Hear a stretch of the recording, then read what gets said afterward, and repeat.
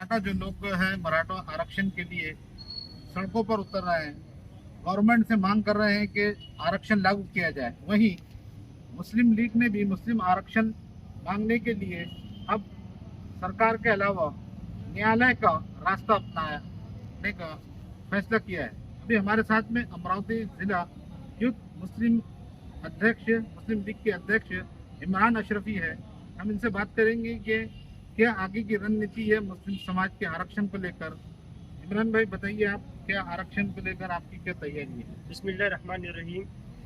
Indian union मुस्लिम league मुस्लिम आरक्षण महाराष्ट्र में लागू करने के लिए पिछले कई वर्षों से काम कर रही है। जब लोगों को आरक्षण तक के पता ही नहीं था, रिजर्वेशन नाम की चीज लोगों के ध्यान में नहीं थी, एक सादा लीडर भी रिजर्वेशन की बात नहीं करता था, उस वक्त में मुस्लिम लीग के कायदीन महाराष्ट्र नहीं पूरे देश के अंदर मुसलमानों के पसमानदगी के ऊपर रिजर्वेशन मांगा करते थे। आरक्षण की लड़ाई पिछली सरकार में हमने 2013, 14 और 15 में जब यहाँ पर कांग्रेस और राष्ट्रवादी की सरकार थी, उस वक्त में हमने नागपुर के अंदर आंदोलन किया। दिवाली अधिवेशन में 2 बार हमने मोर्चे लेके गए और उस मोर्चे के बाद में जब भी महाराष्ट्र के अंदर आरक्षण की जो बात हुई, मुस्लिम लीग ने हमेशा पहल की। आरक्षण का मुद्दा मुस्लिम लीग ने पूरे देश को बताया, पूरे राज्य को बताया कि ये जब तक ये लागू नहीं होगा मुसलमानों की पसमानदगी दूर नहीं होगी। यही बात सच्चर समिति और रंगनाथ की रिपोर्ट ने कही कि अगर इस देश के अंदर, इस राज्य के अंदर मुसलमानों की अगर आर्थिक स्थिति तुम्हें सुधारना है तो मुसलमानों को एजुकेशन में, मुसलमानों को सरकारी नौकरियों में, मुसलमानों को दीगर जगह पे आरक्षण देने की जरूरत है। उसी के बाद में महाराष्ट्र के अंदर एक समिति बनी, महमूदुर रहमान समिति बनी। विलासराव देशमुख के दौर में, जब विलासराव देशमुख मुख्यमंत्री हुआ करते थे, उस टाइम पे महमूदुर रहमान समिति बनी और उस समिति ने विलासराव देशमुख को रिकमेंडन किया कि मुसलमानों को महाराष्ट्र के अंदर आरक्षण। बहुत सारी समितियां बनाई।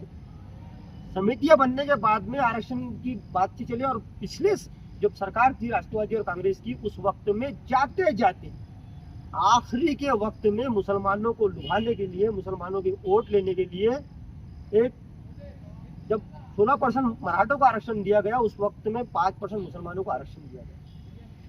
उस आरक्षण को लागू करना 6 महीने के अंदर सरकार की जवाबदारी थी, मगर सरकार ने आखिरी लम्हे में भी किया। सरकार चली गई, आरक्षण चले गए। वो आरक्षण को जब देवेंद्र फडणवीस की सरकार आई, मराठों के आरक्षण के ऊपर उन्होंने ऑर्डिनेशन पास किया, मगर मुस्लिम आरक्षण को उन्होंने साइड कर दिया। जब ये हाईकोर्ट में जब आरक्षण पे चैलेंज हुआ तो हाईकोर्ट ने मराठों का आरक्षण रद्द कर दिया। मुस्लिम समाज के आरक्षण को उसने एक स्टे दिया कि मुस्लिम समाज को एजुकेशन में आरक्षण दिया जाए, मुसलमानों को आरक्षण दिया जाना चाहिए, ये हाईकोर्ट ने कहा, मगर सरकार ने 5 साल उस पर ध्यान नहीं दिया। जब 2019 के अंदर दूसरा इलेक्शन हुआ, उस इलेक्शन के अंदर कांग्रेस, राष्ट्रवादी कांग्रेस पार्टी और उसके अलायंस ने घोषणा पत्र किया। हर सरकार घोषणा पत्र करती है, मगर इन्होंने शपथनामा दिया। 42 पन्नों का इन्होंने शपथनामा दिया कांग्रेस की और राष्ट्रवादी सरकार ने कि हम अगर सरकार में आएंगे तो वो 42 पन्नों के जो शपथनामे में 41 नंबर का जो पन्ना है, आप गूगल पे सर्च कर सकते हैं। उस 41 नंबर के पन्ने पर उन्होंने ये लिखा कि हम माइनॉरिटीज को 5% जो आरक्षण हमने दिए थे उसको हम लागू करेंगे। उन्होंने शपथ पत्र लिख के दिया और सच्चर समिति की जो रिपोर्ट है उसको 100% हम इम्प्लीमेंट करेंगे महाराष्ट्र के अंदर। आज 15 महीने हो चुके सरकार को। ये सरकार मुस्लिम आरक्षण पे बात करने को तैयार नहीं। हम सरकार से और सरकार में बैठे हमारे लोगों से ये पूछना चाहते हैं कि आखिर कब मुसलमानों के आरक्षण पे आप बात करेंगे, मुसलमानों के आरक्षण पे आप चर्चा करेंगे, मुसलमानों के आरक्षण पे बात करेंगे। हमें लगा है कि ये सरकार जो है ये हमको सिर्फ लॉलीपॉप दे रही है, ये हमको आरक्षण नहीं देंगी। हमने बहुत बड़े बड़े आंदोलन देखे, मगर ये आंदोलनों से इनका मसला हल होने वाला नहीं है। इसलिए हमारी पार्टी ने, इंडियन यूनियन मुस्लिम लीग महाराष्ट्र कमेटी ने ये तय की है कि हम जो औरंगाबाद हाईकोर्ट है, जो मुंबई हाईकोर्ट है, उसकी जो खंडपीठ है औरंगाबाद, उसके अंदर हम अगले महीने में रिट पिटीशन दाखिल करने वाले हैं। हमारा मुद्दा ये रहेगा रिट पिटीशन के अंदर कि जो इन्होंने शपथ पत्र के अंदर जो घोषणा किए थे, आज सरकार में बैठे ये कब लागू कर देते हैं, उसका रिट पिटीशन दाखिल करने से पहले जो प्रोसेस होती है, वो प्रोसेस की हमारी चालू है।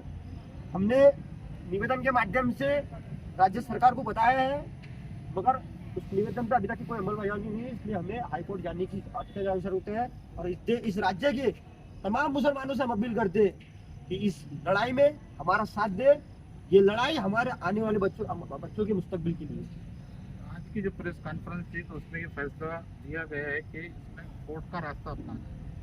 हमारे पार्टी की मीटिंग हुई, मीटिंग में हमने तय किए पूरे महाराष्ट्र के हर जिले में हम प्रेस कॉन्फ्रेंस करेंगे, लोगों में जागरूकता पैदा करेंगे कि हम औरंगाबाद हाईकोर्ट में पिटीशन दाखिल कर रहे हैं। जिस तरीके से महाराष्ट्र सरकार ने आरक्षण लागू करना चाहिए था वो नहीं लागू कर रही है।